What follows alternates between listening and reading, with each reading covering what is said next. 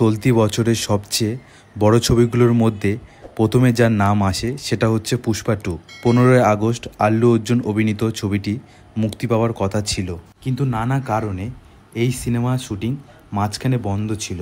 অনেক ঝামেলার পর পুষ্পার সিকুয়াল ছবিটি চলতি বছরে ডিসেম্বরে মুক্তি পাবে বলে শোনা যাচ্ছে। ছবির পরিচালক সুকুমার ও আল্লু অর্জুনের সঙ্গে মাঝখানে মল্লমালিন্য কথা শোনা গিয়েছিল, তাই পুষ্পা 2 এর শুটিং দীর্ঘদিন বন্ধ ছিল।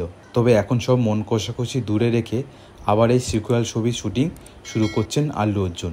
এই দক্ষিণী সুপারস্টারে বেশ কিছু গুরুত্বপূর্ণ দৃশ্য শুটিং বাকি ছিল।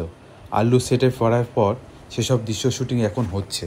জানা গেছে পরিচালক সুকুমার তিনি চান আল্লু অর্জুনের সঙ্গে এই দৃশ্যগুলি তাড়াতাড়ি শ্যুট করতে। অক্টোবরে তারা পোস্ট প্রোডাকশনের কাজ তাড়াতাড়ি শেষ করতে চাইছেন বলে শোনা যাচ্ছে। তবে সেটে আল্লু অর্জুন না থাকলেও সুকুমার ছবির শুটিং পুরোপুরি বন্ধ রাখেননি। খলনায়ক ফাহাদ ফাজিলের দৃশ্যগুলির শুটিংয়ে সম্পূর্ণ করছেন তিনি। তো ফাহাদ ফাজিলের সাথে সুকুমার যে দৃশ্যগুলো করতে চাইছেন তার কোনোটার মধ্যে আল্লু অর্জুন থাকবে না। আগামী বছর পৌষ সংক্রান্তির সময় পুষ্পা 2 মুক্তি পাবে, কিন্তু দর্শকরা মনে প্রাণে চাইছে চলতি বছরেই ছবিটিকে রূপালী পর্দায় নিয়ে আসতে। তাই 6 ডিসেম্বর ছবিটির মুক্তি পাওয়ার সম্ভাবনা প্রবল জানা গেছে।